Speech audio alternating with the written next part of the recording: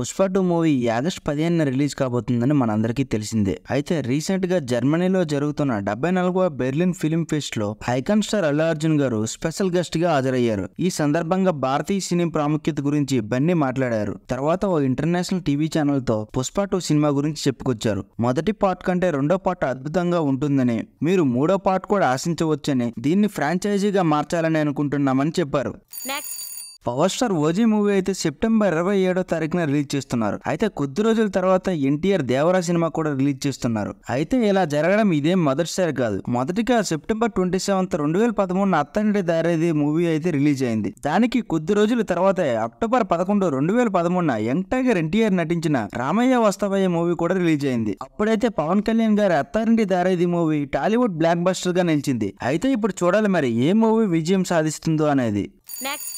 ఊరిపేరు భైరవ్ అనే movie recent గా release అయ్యి డీసెంట్ టాక్ తో దూసుకుపోతుంది. అయితే ఈ మూవీ యొక్క ఓటీటీ హక్కులను జీ5 సొంతం చేసుకున్నట్లు తెలుస్తుంది. ఈ మూవీని 2 months లేదా 45 రోజుల తర్వాత స్ట్రీమింగ్ చేస్తారనే వార్త అయితే వినిపిస్తుంది. అయితే కలెక్షన్ స్టాక్ ద్వారా స్ట్రీమింగ్ డేట్ లో మార్పులు కూడా రావచ్చు. ఇది ఇలా ఉంటే ఈ మూవీ యొక్క ఓటీటీ హక్కులను జీ5 తో పాటు ఆహా కూడా సొంతం చేసుకుందని మరో టాక్ వినిపిస్తుంది. అయితే ఈ మూవీ యొక్క ఓటీటీ పై ఇంకా అధికారిక ప్రకటన రావాల్సి ఉంది.